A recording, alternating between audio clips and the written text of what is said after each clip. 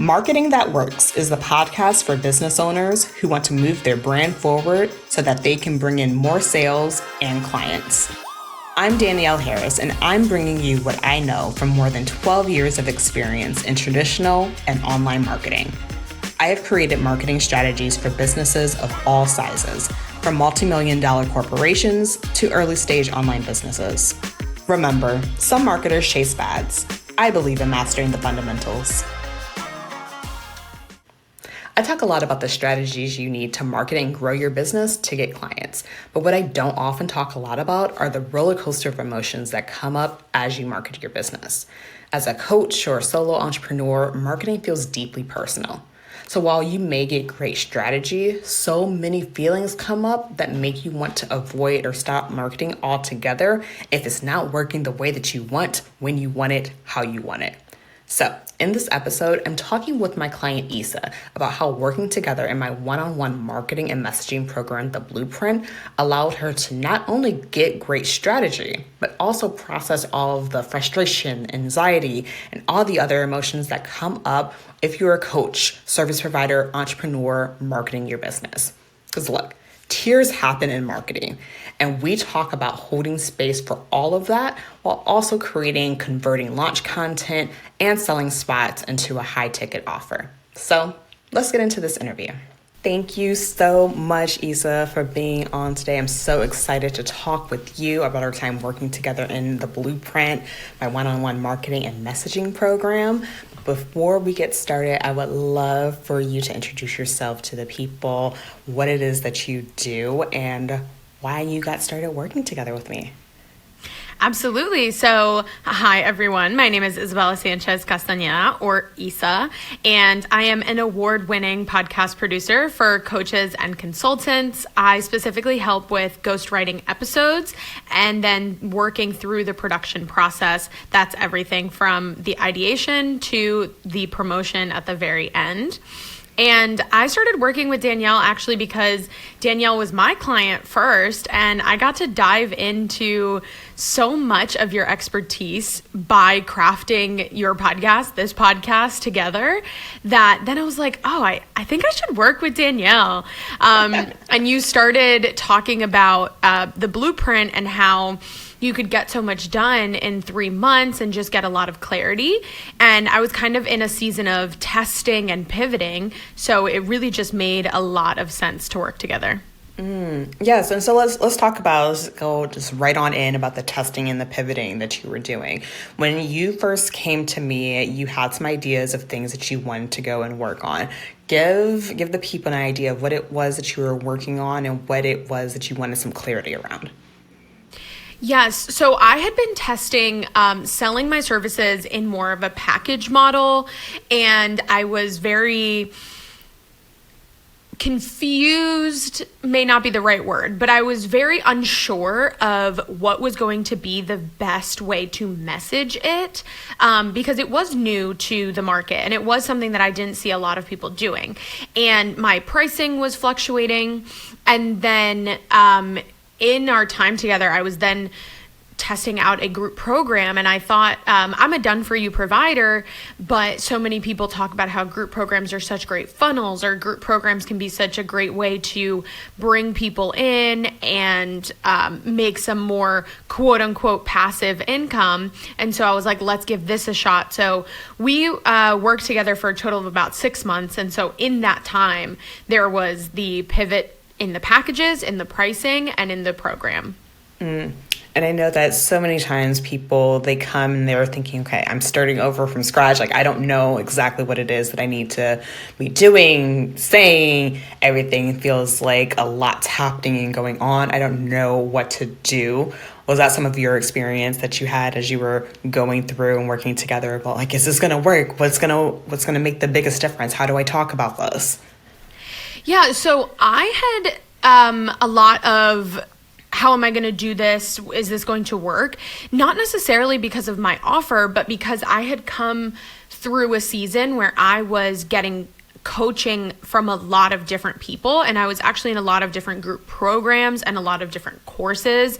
And so I was trying to follow all of these different models that weren't necessarily even tailored to my business. And after so much of listening to other people, I had lost my way in how I wanted to talk about my things and how I wanted to position my service and understand its value, because I was outsourcing so much of that decision making elsewhere. And what I really appreciated, as I was figuring all of that out and working with you, was that there wasn't so much like you had a formula, but you weren't going in there and saying like, this is the way, this is the only way. You have to do everything exactly like this or else you're going to die. And I, at first, was like so used to that model and so used to coaches just being like, you do X, Y, and Z and then you leave, that it was uncomfortable. But actually, it was the best way for me to then find how I could do things.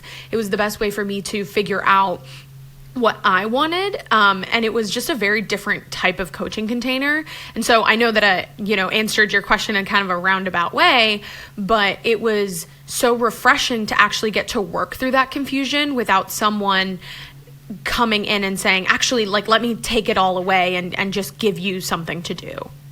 I know that a lot of times that the people that I work with, other clients that I've worked with, they've said similar things where what you were initially talking about was losing your own voice and instinct of how it is that you want to market and grow your own business. And a lot of times people were saying these are the absolute ways of doing things.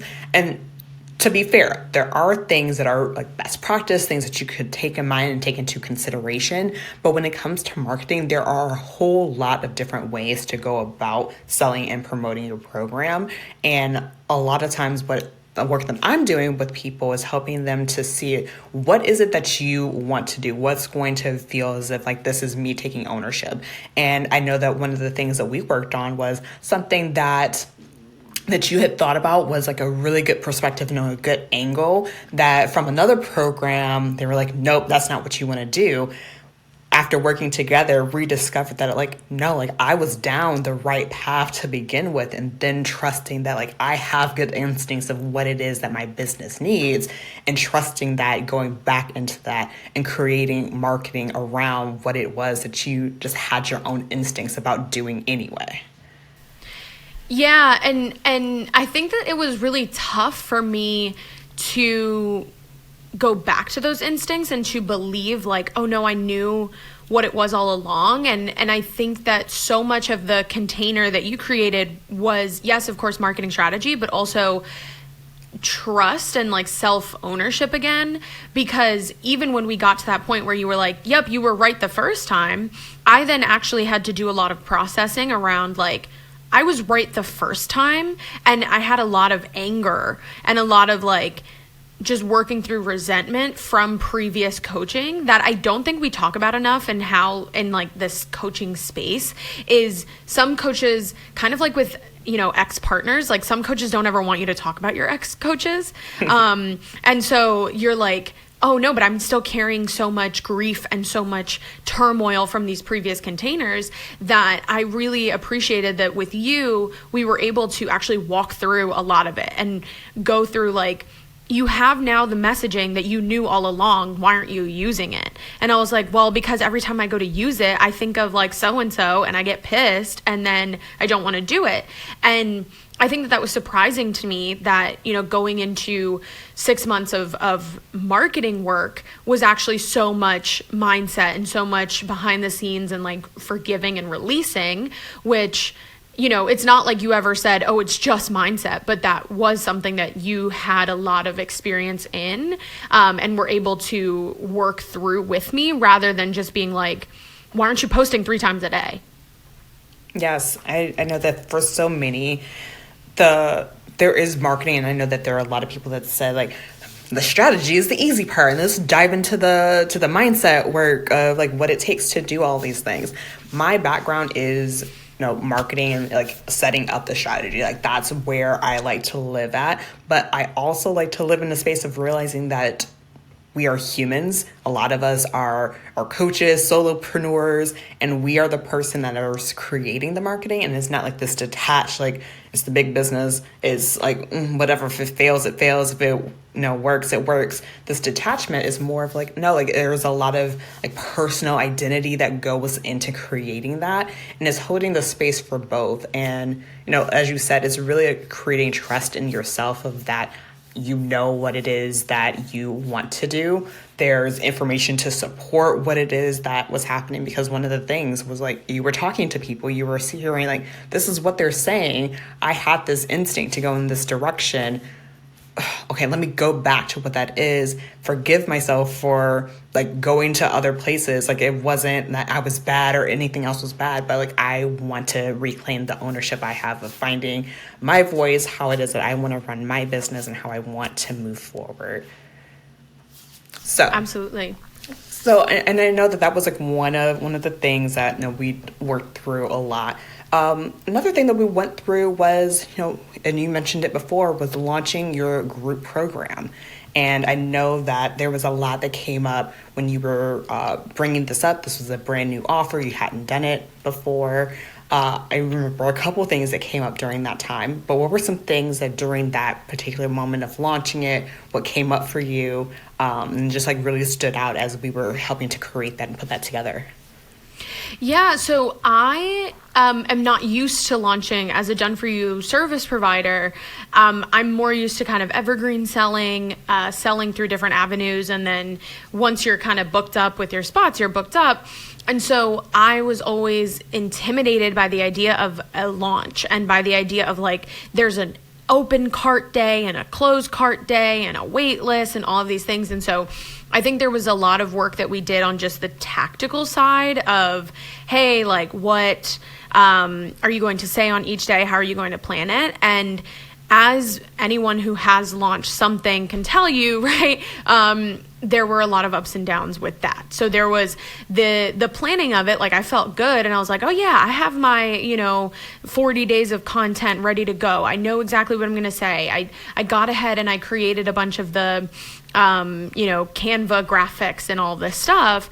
But then came the managing of like the emotional piece and like, do I actually believe in this? Do other people believe in this? And so obviously I think a lot of the work then became, can you finish the launch? And can you, just deal with whatever the launch outcome is or adjust in order to change the outcome? And so that was a very challenging launch especially because it was my very first one. But also because launches can just be challenging. And so it was a lot of being reminded of like, what's the actual expectation? What's the actual goal? What's the actual result? And then going through it. Yeah. I remember that there was a time where you came and you said, what if this doesn't work out? What if no one signs up for this launch?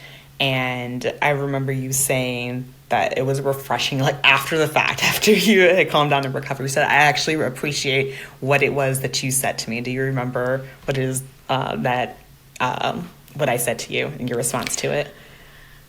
I can't remember if it was this exact call, or if it was just like in general, like you're like, okay, what if no one signs up? And I was just like, what? Like I was so used to, again, just like past experiences. I was so used to coaches kind of like feeding you the whole thing of like, don't say that, like if you say that, your manifestation energy is off. And like, if you ever admit that you're scared that no one's going to sign up, like you've just ruined the vibe. And so I think then that creates a layer of shame when you are thinking that, and then you try to vocalize it and then you're repressed, but that's a whole other conversation. So instead you were just like, okay, what if no one signs up? Like, what would you do? And really walking through the worst case scenarios of like, would you extend the launch? What would it mean to extend the launch? What would it mean for you, like ego wise or, just pride wise? What would it mean? Who are the people that you can follow up with? Can you sell this somewhere else? Can you like do X, Y, and Z? And it was just really nice to know that there were options and to know that like, worst case scenario is a real possibility. I think in the moment, I probably wasn't ecstatic about it. I was like, what do you mean? Like, I don't want to go through the worst case scenario. I already hate this. But it was definitely helpful. Yeah. And so the reasoning for that is because our brains are really already wired to think that it is going to be the worst case scenario.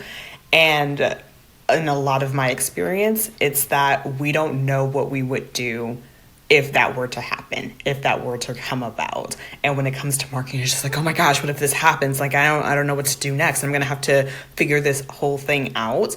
And what you came back to me in the sections afterwards was just like, although like in that exact second, I was like, ugh, like this, I don't like thinking about this. You came back later. So like, actually it was kind of calming to my nervous system of saying like, okay, I actually do know what would happen.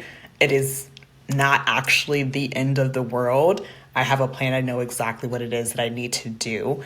And you could go back and show up to keep and continue marketing because you know what's going to happen if you get people in, which in return, you did get people into your program. But then you also knew like, okay, and if nobody showed up, if I didn't do all of these things, like I know what's going to happen as well. But yeah, like you had people that showed up, they were able to launch podcasts because of the program.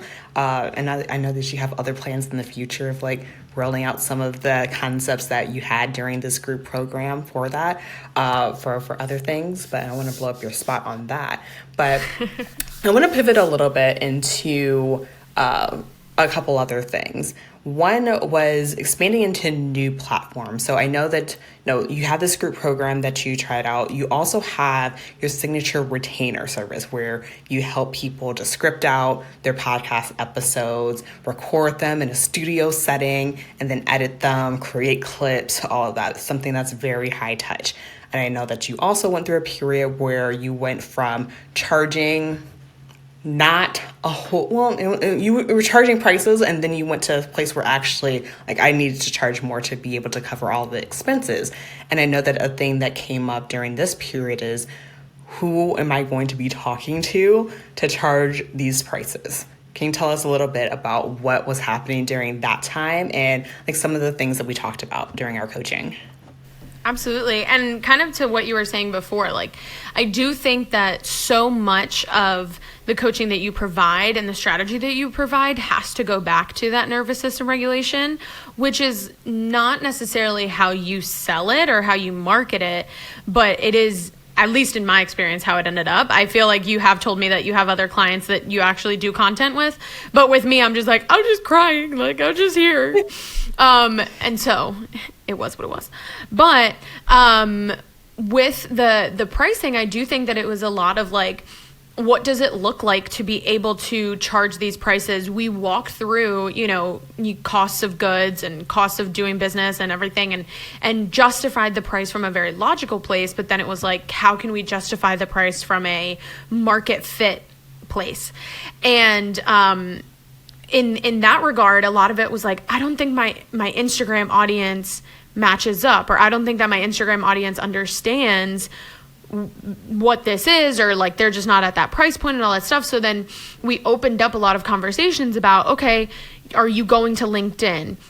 Are you going to, post on YouTube? Like what are the different platforms that you can go meet these people? But also you opened up the avenue of like in-person networking and making sure that I was showing up in places more live and just like testing and going. And I know that I went to, during our work together, like I went to several conferences and we would prepare questions being like, start to test and validate if there's a market fit at these conferences rather than exclusively through content. And so I think it was in parts like, again, getting regulated enough to do it and not being like, oh my God, no, like who's going to pay for that? And then actually answering the question, who's going to pay for that? And now, okay, who's going to pay for that? Where are we going to find them? Because just posting on Instagram and complaining that they aren't there wasn't necessarily working. And so, a lot of it was that exercise of like, well, what's the worst case scenario? You keep selling it on Instagram and no one buys, like, then what do you do? And then just kind of cycling through that over and over.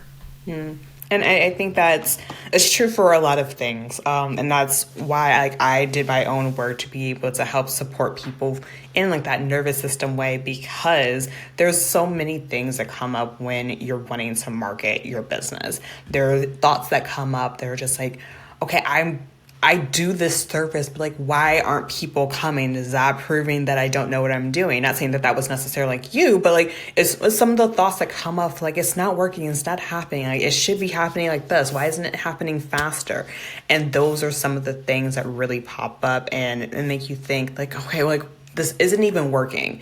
And when thoughts like that show up, then it doesn't encourage you to want to then go and market your business, because the underlying thought that's happening is that I don't believe that this is going to work. This isn't going to get me the results that I need. And when you're in that mindset and that framework that's just going on, you're just like, why am I doing this? I should just quit. And I know that I've talked about this with several clients of just like, okay, so what happens if you just quit? And then everyone's just like, no, but I don't want to quit. So then it's just like, okay, so like, what's the next best step that we can do right now? And I know for you, for a lot of times, the next best step was like, okay, well, I can create a post today. And I know that we would do sessions where like they were pure working sessions where you're just like, I know that I don't have the energy, the capacity right now. If I were to do this on my own, I know that it wouldn't get done. So I know that we had plenty of sessions where it was just like, I haven't written an email in a bit. Can we sit on this call and can we write this email? Can we sit on this call? Can we write a LinkedIn post? Can we be here? And like, what do I need to say in these Instagram stories? And I know that was, a part of just like, okay, I just need some help and some regulation as I go through this process. So like, how was that? How did you appreciate or, navigate that? Yeah, I think that it was very nice to do, just because, at least for myself, and I know that with a lot of other business owners, like, you get told, do this, post this, say this, like, write this, all this stuff, and then you're just like staring at the screen after the call, whether it's a group coaching or one-on-one or whatever it is, and you're just like, I'm not going to do this. Like, you just know it. You're like, I have all of the tactics, but sitting down and doing it, there's like some sort of discomfort there. And so I appreciated the flexibility of the calls, and to sometimes, come in and be like, hey, you told me to write this email last week and I didn't. And I don't think I will unless we do it right this second. And then I would probably get a little aggressive on the call and we would write it. But like, it was nice to have the opportunity to make it what I needed. And I think sometimes I would leave those calls and be like, oh my God, did I really just like quote unquote waste a session writing an email, or like quote unquote waste a session doing LinkedIn? But looking back on it, it was like, that was the thing that was most necessary. And your ability to recognize that and then reflect it back was really helpful.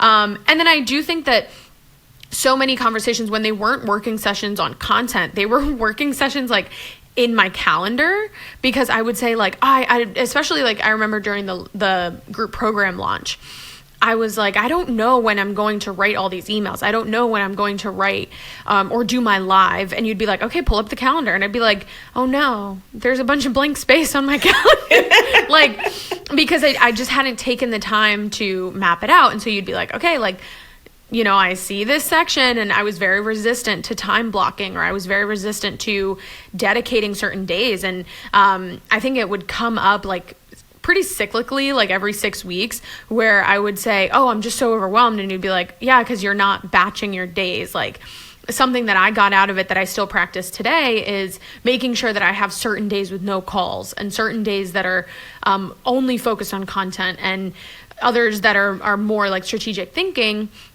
Because everyone says that you should do that, but it's actually really hard to hold those boundaries. And so I think it would come up over and over, and you'd be like, reset your calendar, like start over, really get back into that rhythm, because that's what's getting in the way. And so you were able to identify that it wasn't the content ideas. It wasn't necessarily that I didn't know what to say. It was like, I didn't prioritize it, or I didn't have the right plans for it. Or maybe I had an hour on the calendar, but it was after 6 calls. Like, who's gonna, write something good after 6 calls? And you recognize that, and we're just like, you got to do something about it. There was a lot of good accountability without it being like militant accountability. It was just more like reflecting back, like, what do you want? And I didn't know that just because, we've had that type of relationship where I would just look at you and just be like, well, I mean, you brought to me a problem, and like, here's the solution. Like, this is the solution to it. And although you'd look at me like, I hate it here, but I think eventually it got to the place where we're just like, no, like, this is what I needed to do. Like, I needed to have this time blocked off. I know I needed to find some people and co-work with them during this time to have accountability in that way. Because you're right, to a lot of people's points, to your point, and for a lot of other people, it's not necessarily like, oh, okay, like, I don't know what to say, I don't know what to do, but it's not dedicated space. And even if you do time block it, it's then honoring that. And I'll say that I'm guilty of this as well, where I'll put some time on my calendar, but I don't put that with the same level of priority as I would say a meeting with a client or an appointment with someone else. If it's something that is for me to grow my own business, I'll say like, that's movable. I can switch that to another time, which then gets to a point where it just doesn't happen. Then you're not creating the marketing that you need to really grow and build up your business. And so when it gets to a point where you're realizing like, okay, I have all these other things going on. Maybe you're not full-time in your business. Maybe you have a job, but you have other priorities with kids, family, whatever. If you're not taking the time to put these things on your calendar and dedicate to that, then it's not going to happen. And then you're going to be mad saying like, okay, well, like my marketing isn't working, but you also aren't prioritizing that anywhere at all. Yeah.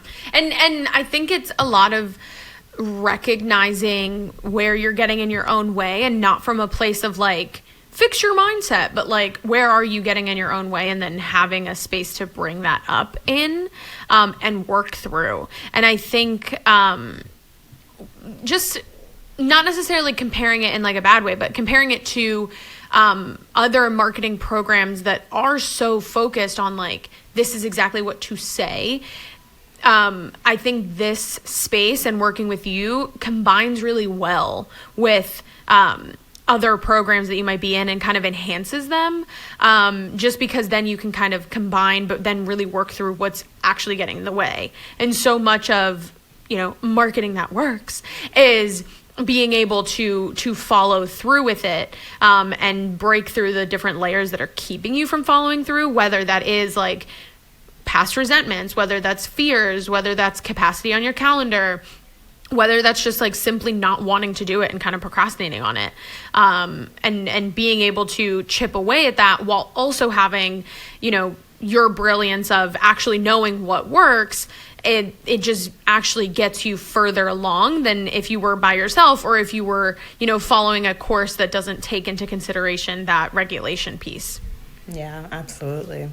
So as we start to close out, I want to go over some of the ones that you've had when we were working together. I remember one of the things that you heard, particularly during the launch of your group program, where someone was looking from the outside in. They were like, this is such a smooth launch. Like, everything's just together and it's cohesive and all of these other things. And you were just like, yep, like, because we planned some of these things out. So like, as you're going through, like, what are some of the things that you're just like, oh, yep, that was because we were able to do this? Yeah, I think it's funny. I've said this to you before. Like, all of the breakthroughs and wins usually came after like a really hard call where I was just like crying the whole time, being like, this is not going to do anything. And you'd be like, yes, it is, but okay, think whatever you want to think. And then I would have to like email you or text you the next day and be like, it worked. Sorry, I cried for an hour. And you'd be like, it's fine. So yeah, I mean, I think it's like the ability to post and feel good about what I was saying. Obviously running that first group launch and sticking through it and actually finishing it. I think if I had done it alone, I would have never finished it. Which means I would have never gotten, 2 clients into that group program and gotten to run it all the way through. Because I do believe both of them came in within the last 2 days of the launch, which again, I would have never made it to. And then a lot of folks after the launch, people didn't come into the group program, but it actually fed them into my larger offers where they were like, this group program sounds great, but I want much more customer. I just want you to do it for me. And they specifically were like, oh, it's because I saw this piece of content, which I was thinking of that piece of content exclusively for the group program. And then when I told you like, oh yeah, this person quoted that post, you were like, yes, launches sell every service, not just the one service. And I was like, oh yeah. And that's another reason why I needed to finish the launch and things like that. So that was just in the fall. There was a lot of wins in that area. And then I do think like a huge win, which we've talked about a little bit already, is like the transition to a higher price point and being confident in selling that price point. Even for on the calls where they didn't convert, like just being able to say it without, cracking a smile or without being like, just kidding. Like, that was a big win just for myself. And then actually signing people at that higher price point, signing people who were happy to pay what I was, charging because they saw the value, and they saw the value because we were able to dial in that messaging. We were able to go back to that instinct that I had from the beginning and actually say it with confidence. And so as much of course, there have been client wins that most likely would not have happened had I not been getting coached by you at the time. And there were a lot of that personal nervous system wins, being, having the comfort and having the accountability as I was growing and pushing my comfort zone in my marketing and in my business as a whole. As we wrap up, I just want to say that like there's so much that I saw growth in you. And I know one of the things that we talk about is like your story and incorporating that in your background of what it is that you do. And I always tell you, you just sell that part a little bit more. But like when you're thinking about how you tell the story of like how you're able to grow your business, how do you think about that and how everything has led up to like, and now I am where I am right now, and I'm so proud, and I know what it is that I do and how I help people. How have you incorporated that aspect into how you market and grow your business? Yeah, I think it's funny, like, definitely am not telling my story as much as you would like. I know for sure, but it's definitely still, it's something that I incorporate more. And I think that there's still layers that we're like breaking through of, talking a certain way on stories versus talking a certain way on calls and things like that. I'll come back in a few months and, back on the podcast and tell you all about that. Hopefully we'll make progress there. But I think like just even on my podcast on Visible, having the story of like, oh, my time at the Vatican and my time like being a reporter there, how that helped me with recording. Like I remember showing you that episode and you being like, finally, there's something like you're telling some sort of story on your podcast. And I was like, yay. Even though we had then worked on your show and like storytelling there. So back and forth it was. But I really think a lot of it is being able to go back and appreciate that the things that didn't work out were for a reason, and like whatever cosmic or, faith-based reason, or maybe it's just the chaos of the universe, whatever. There's so many things where I'm like, oh, I'm really glad it didn't work out like that, because then it worked out like this. And then I learned this other lesson, and then kind of stacking through. And so I think not a super concise or clear story, but it's like really having to appreciate each of the mistakes, each of the failures, to then learn what works and learn what will get me to the next level. And I'm just excited to actually be in another season of kind of experimentation, and to be able to continue that work. Thank you so much, Isa. Is there anything else that you want to share before we say goodbye to our listeners? Everyone should go share Danielle's podcast. Go back and listen to all of the episodes. My personal favorite is the overpromising one, and the not super spicy, or like your takes aren't actually spicy. Those are really, really good. So I would tell people to go share the show, and then to really take into consideration what they need in this season. And if it's strategy that can happen in the coaching container with you. Getting strategy, getting told what to do, what to ask, where to go, what to write definitely happens. But then also if they're in a season where they're like, where's the regulation? Like what is up from down and how am I going to get through this emotionally? I think this is a space that is very unique compared to other marketing spaces. And so it may be the best next move for you. So that's what I would leave people with. Go hit up Danielle. Come get the full experience. Thank you so much for being on here today. Tell the people where they can find you and learn more about you. Yeah, so on whatever podcast platform you're listening to this on, you can find Visible with Isa Media Inc. Over there, you'll find over 100 episodes talking about podcasting for entrepreneurs, coaches, consultants. And you can find me on LinkedIn at Isabella Sanchez Castañeda. And once you're there, you'll find the rest of my ecosystem. Very good. Thank you so much for being here, and we'll talk to you soon. If you want more marketing that works right in your inbox, head to the show notes and sign up for the email list. You'll be the first to know how you can work with me on mastering your marketing.